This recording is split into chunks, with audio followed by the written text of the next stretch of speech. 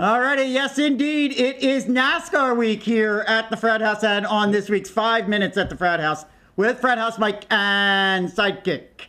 And tonight's show, make no mistake, has a heavy dose of motorsports running all through it. And so are you ready to go? Are you ready to go? I know this is you're raring, right? You got all those opening season fantasy suggestions for us ready to go because I'm going to need some help. Trust me, you need some help. I haven't even looked at it all yet. So we're looking forward to that though. Yep. Now, but before we get to those, we got to go over and we want to check out a little bit of drag racing because NHRA, as I pointed out last week, kicked off their new season this past weekend out in Pomona, California, at the O'Reilly Auto Parts Winter Nationals, and it got exciting right from the very start, right from the very first weekend. Sidekick with both Sean Langdon and Courtney Force kind of pulling surprising moves there by winning both their divisional races in the first round and the final rounds. Langdon took the opener against Tony Schumacher, while second-year driver Courtney Force surprised perennial championship contender and one of our frat house buddies here, Ron Capps. So let's take a look at the early season NHRA leaderboard. And with the win, and mind you folks, this is very early. We've got 24 races in the entire season. This is only the first of those 24. With the win, though, Sean Langdon holds the top spot in the top fuel dragster category, 10 points ahead of Tony Schumacher.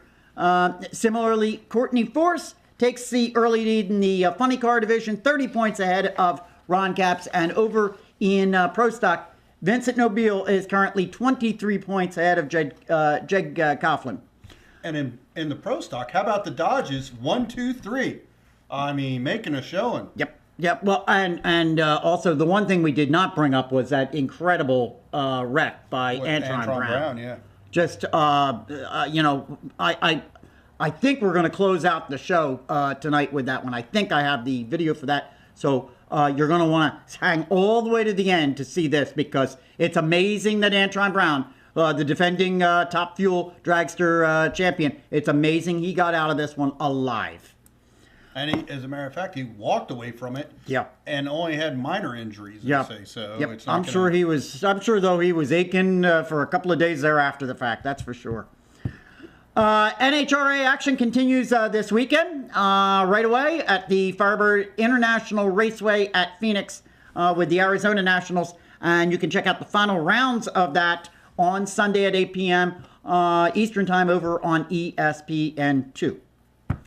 Now, before we leave drag racing, though, Sidekick, last Friday, Jonathan Ragus and I were able to speak for about 20 minutes to NHRA competitor and one of our frat house, as I pointed out, our frat house friends, John Capps, the younger brother of Napa funny car driver Ron Capps.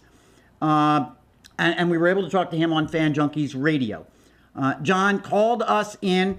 He was at the site of the Winter Nationals there in Pomona. And so what I thought I would do is I thought I would bring you just some of it was about a 20-minute interview, but I'm only going to bring you some of the really pertinent sound bites and clips from that particular interview. And so here you go. Here's a little taste of how that interview sounded right now. Driving funny cars is pretty nutty. I mean, there's a lot going on. The dragsters and the funny cars both have the same power plant. It's we're putting out somewhere between 9,000 and 10,000 horsepower, and the dragsters have a 300-inch wheelbase, and ours is about half of that.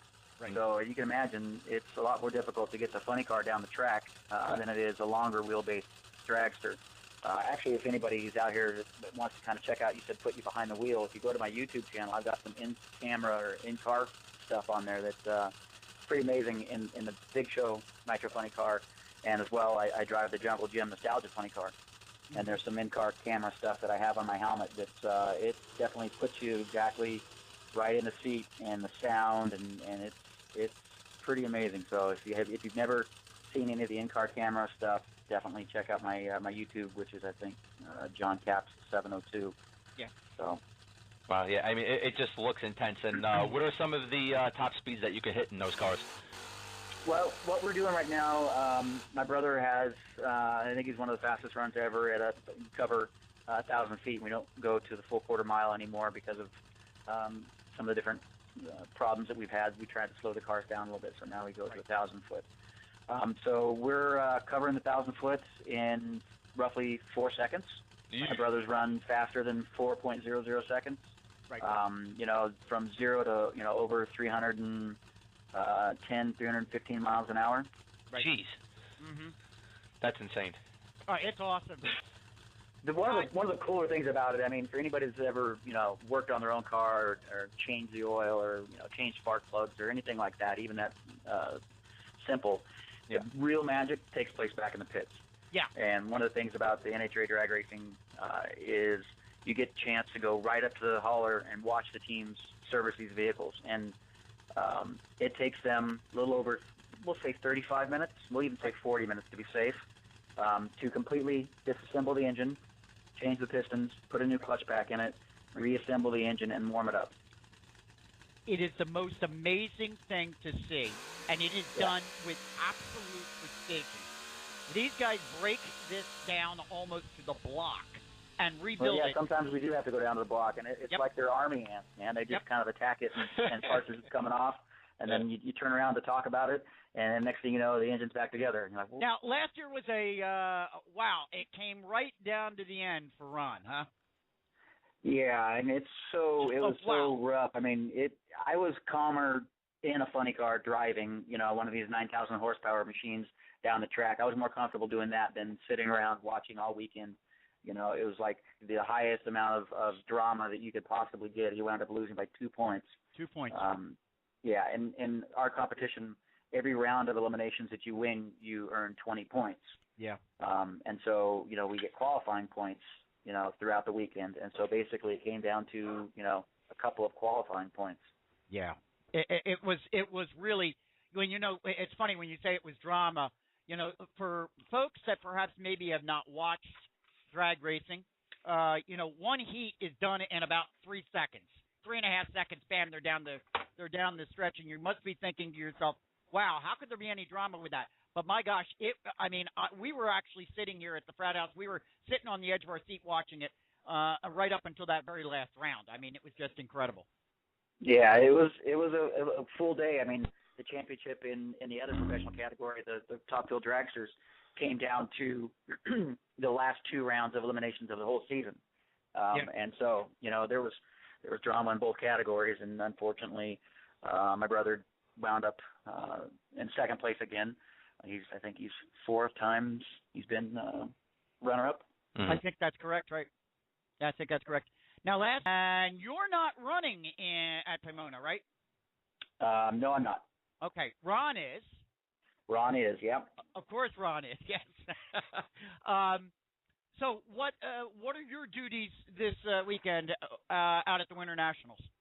Well, this weekend, at the races that I'm not running at, I typically go around and talk with vendors and some sponsors that I'm associated with, different teams, trying to find any way to try and get out on the circuit on a full-time basis.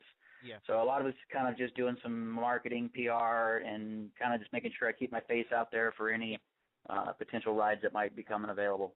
Okay. Part of the problem that you've had, and you pointed it out at the top of the show, getting sponsorship in a full-time basis to have a team and put together a car on a regular basis. And that's been a problem. That's been a problem not just for NHRA. I mean, we're seeing that problem across auto racing. We're seeing that problem in NASCAR. Yeah, you're seeing it in NASCAR, IndyCar. I mean, even F1 right now has there's one car left, I think, that has an empty seat, and it's all about who's bringing money into the program. And these things aren't cheap to run, and they're monsters, and they just devour parts, and so you have to keep throwing parts at them.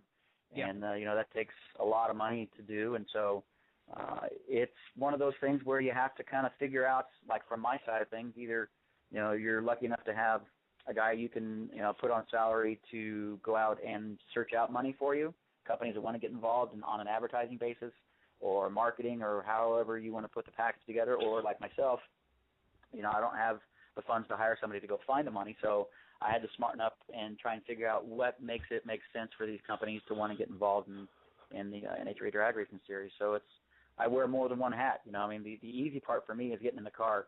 That's when I get more relaxed. But everything leading up to it is complete mayhem, from cold calling companies to sending out packages to talking with people and really showing them the Yeah, and I'm sure you probably have. I mean, just roughly, to put a car, let's say a funny car, on the track for an entire year, an entire season, and you make what are there, 24? I think there's 24 races. Yeah, we have 23, but they just added Epping, New Hampshire, so now we have 24 races on the season.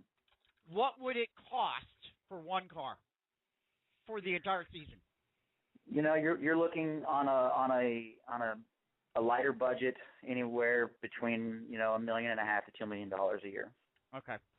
Wow. I actually thought it was going to be a bit more.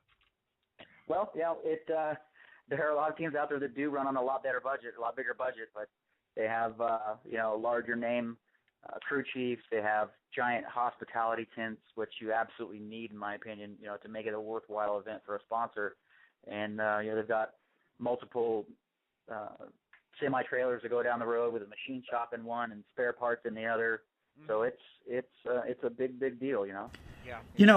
Sidekick, it was really, really great to finally get a chance to talk to John after all the conversations that I know you and I have kind of gone back and forth with him over our Facebook page. It was great to actually get a chance finally to speak with him. And we're actually kind of hoping that perhaps maybe one of these times we'll get him on the show. Well, that or that we might be able to catch up with him at Maple Grove later in October, or Englishtown in May.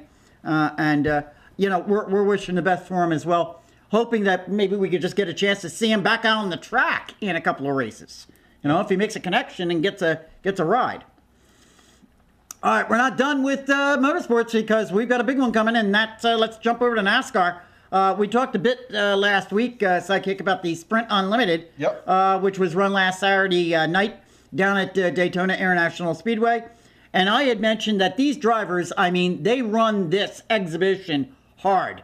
And we saw that as early as lap 15 as Smoke, Tony Stewart, well, he cut off Marcus Ambrose just a bit too close, causing a chain reaction wreck that ended the evening for had to be at least 6, 7 drivers? Yep. Had to be at least that many. In the end, Kevin Harvick won the Unlimited in the debut of the new Gen 6 models that we all saw in that one. And a lot of hype, a lot of talk about that pre-race. This week, though, now it counts and it matters as we open the season with the traditional Daytona 500. And the big news here, Sidekick, is that your favorite driver, Danica Patrick, she became the first ever female driver to capture a pole position for a NASCAR race. Interestingly, I had sent you these numbers before, and I'm going to recite them again. Prior to securing that position, getting the number 1 spot in the qualifying, Danica was favored to win Daytona 150-1. Those were the odds, 150-1. However, after qualifying number 1, odds dropped to 15-1. All right, so perhaps against my better judgment, I'm going to turn this one over to you for a couple of moments. I am going to start it off with a question, though, to you. And I'm going to be very serious about this. My question to you is this. A lot of talk, a lot of hype about the fact that Danica, first woman, qualifier, number 1 qualifier for any NASCAR race. Is this really a big story? Seriously?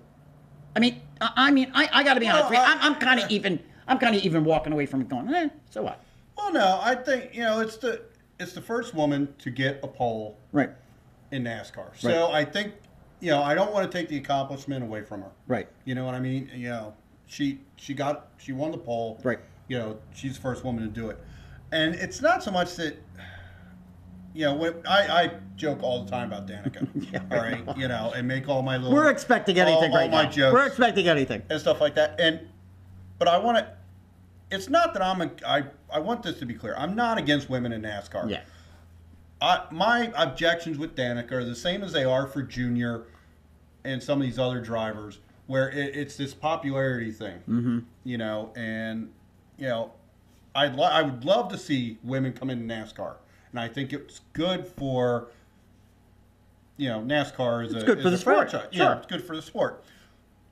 I just don't like all the hoopla. You know, Valentine's Day, I'm watching interviews on NASCAR.com where they're presenting roses to Danica and they're asking her about her relationship with Ricky Stenhouse Jr. I saw that too. And the distraction.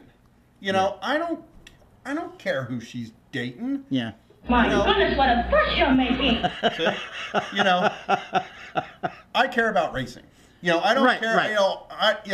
I don't care who's having kids. I don't care about people's chimps. I care about racing. I care about what the cars look like, how the cars work, who's going, who's going to be at the track. That's what I care about. I don't care about the TMZ-ish stuff. I got you. I'm right with you. Having said that, though, I predict now, within the first 20 laps, the odds have quadrupled that she crashes and takes out half the field with her because she's the front of the pack now. First 20 laps? First 20 laps. All right, so this is a prop bet? This is a prop bet, I guess. She's front field, she will crash, and because she's there, she will take out a majority of the field. Well, we'll see how it goes. I mean, like I said, it certainly is making the rounds as one of the bigger stories at this point. Okay, so nonetheless, the Daytona 500 scheduled for Sunday at 1 o'clock Eastern time over on Fox, and hopefully we don't have any weather delays this year or track delays like drivers nailing jet dryers. Yep. You know, let's just have a good, clean, on schedule opening of the season. Yep. But with this opening Sidekick, it's also time to kick off our new season here with our NASCAR Fantasy League here at the Frat House. And that means we need suggestions and recommendations from our NASCAR Fantasy Grand Poobah and expert Sidekick. So Sidekick, I need some help this year. Right, here we go. I need some help this year. I got to beat an arch rival in the league, and so give me some good. Give me some good advice. Give me some good advice for the opening weekend. Well, as the two-time defending champ. Yes. We all know all too well. All right, let's get into the fantasy picks. Yes, it does. To you right now. You got a target on your back, dude. So here we go. Basically, just to give you a quick overview, you get five drivers. You get $100 to spend. Drivers are each allocated a dollar amount. Value. Right. Brad Keselowski right now is starting at $28. So basically, you have $100 to fill out your roster. You have to fill out 5 teams. So what I do each week is I'm going to pick. I'm not necessarily going to tell you who I'm picking, just some names to watch, and I do it within $100, so that you can kind of see how it's done. So we're going to start off this season with Matt Kenseth, who picked up 2 super speedway victories last year, the Daytona 500. Yes. And then a win at Talladega. Right. He's currently slotted for 26 1/4. Okay. Starting the season. Jeff Burton. Okay, interesting move. Last season, 5 consecutive top 5s on super speedway or restrictor plate tracks. Okay. He's a little more affordable, $21. And then for my third big money driver, I'm going to go with Kevin Harvick. I mean, he just won the Unlimited. You know what I mean? Plus, he's got a decent, he runs well here. And he's at $25.50. So right now, for those I know you're. I'm jotting them down. Yeah. We're at $72.75 right now. So now we need to look at some of the lower tier drivers that are going to get us fill out our roster. The first one of those would be Michael Waltrip. He only races a couple times a year, right? But he's won 3 times at Daytona, right? And he's a great value at $12. So you want to have Michael Waltrip on your roster. Also, I'm going to throw this guy in there because he's down there. Trevor Bayne, former 500 winner, doesn't really run. He runs so-so the rest of the year, but he's $14. I would throw him in to round out my roster. Talk about somebody that wrecks though all the time. You're throwing Danica in there as a wrecker. I mean, Bane just seems to end up in the wall all the time. Seriously. That's the only thing that makes me nervous about taking him all the time.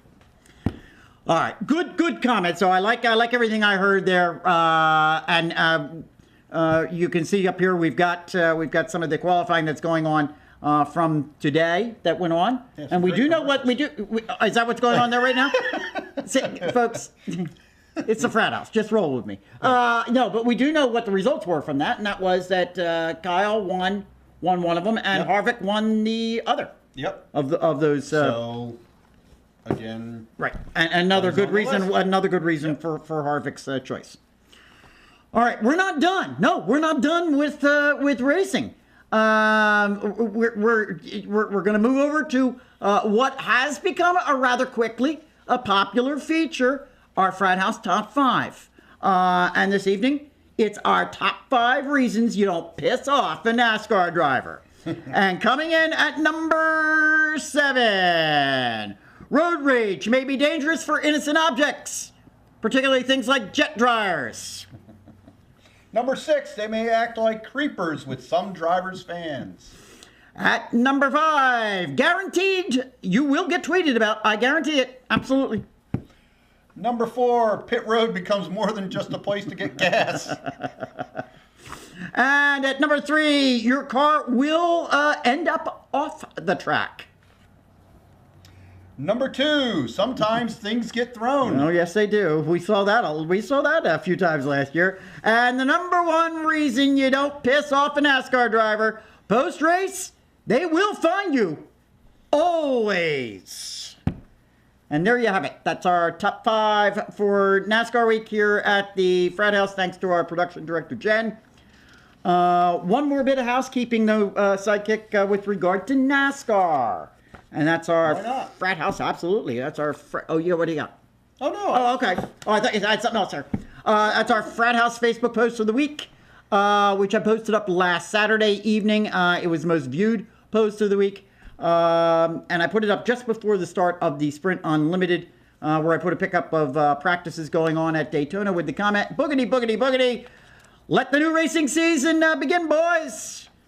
So keep following us all NASCAR season long over on our Facebook page. We've been known to post NASCAR breaking news over there that can have impact, particularly on your fantasy decisions. So you're going to want to make sure you like that page and keep checking it out over there. All right. Alrighty, let's move around to some other sports because we did an awful lot of auto racing. Yeah. Let's go take a look at, it's been ridiculously cold here at the Frat House. And I'm telling you, I just can't wait. I can't wait, and I know a lot of other people can't, for the commencement of Major League Baseball. And some teams, Sidekick, actually get started with exhibition games tomorrow. But the real games, those that count in the wins and losses columns, will begin in just 37 days. So hang tight, folks. Baseball is a-coming. All right? Yep. All right. Listen, on the other hand, we don't have to wait for round ball. Round ball is here right now. And we're literally now just a couple of days away from really the commencement of March Madness. And so that means we need to take a look at our AP Top 25 in NCAA Division I. Mm-hmm. And I've got the top 10 up here behind me. And the top 10 did get a bit mixed up this week, but not at number 1. Indiana continues to hold on to that spot. That hasn't moved in 3 weeks. Notable changes, however. Take a look at these. Miami moved up a spot to number 2. Gonzaga, remember those when you're doing your bracket later on. Gonzaga is a team to be reckoned with. Trust me. Moved up 2 spots to number 3. Michigan State leapfrogged, much to my chagrin, 4 spots to the number 4 position. Florida took the number 5. My Duke Blue Devils dropped down to number 6. The once mighty Michigan Wolverines, well, they're tumbling, and they're currently now at number 7. Kansas Jayhawks, they're back in the top 10, as is Rick Pitino's Louisville Cardinals. They took over the number 10 spot. Other teams that are worth noting, particularly Virginia Commonwealth, VCU, got back into the top 25 this week. They were not ranked last week. And my favorite team, Notre Dame, well, they dropped back down to 25 from last week's number 21. Let me stress the Facebook page again, particularly as we get further and further into February. You want to make sure that you're following that. I'll be putting out an open invitation very, very soon to jump in on our Frat House NCAA Bracket Challenge as soon as that is available from CBS Sports, which I'm sure that's going to be very, very soon. And you can bet I'll be bringing you a new update next week. All right, let's stick with the round ball stuff. We got past the disgrace that's called the NBA All-Star Game, which was on last Sunday and saw over 180 points scored. What a disgrace and ridiculous game. That's just nonsense. But now most teams at this particular time right now in the NBA, just about 30 games, maybe a handful more than that, 30 games remaining and in the season. And with many of the teams having multiple days off for the All-Star break, let me put it to you this way. There were no changes whatsoever in the league standings across the league. So let me just run through real quick. The Knicks are ahead in the Atlantic Division, but now they're only one game in front of the Brooklyn Nets after they had dropped a few this week. In the Central, Indiana Pacers, a game and a half in front of the Chicago Bulls. Miami Heat now have extended their lead, 8.5 games in front of the Atlanta Hawks after they've gone 9-1 in their last 10. Oklahoma City Thunder, 5.5 games in front of the Denver Nuggets. The Clippers, steady team, 6-4 in their last 10. They're now 7 games in front of the Golden State Warriors. And the San Antonio Spurs, the best team right now in NBA, 7 games in front of the Memphis Grizzlies. Again, they are 9-1, and it seems like every week now for the past number, I've been saying they're 9-1 in their last 10. And they still only have 2 home losses. I'm telling you, is anybody, the San Antonio Spurs, you may just want to give them the crown now. I don't know. All right, let's go take a quick look, too, at the indoor frozen ponds of the NHL. And there's really only been one divisional change to report this week, but not in the Atlantic Division. There, the New Jersey Devils continue to lead that division.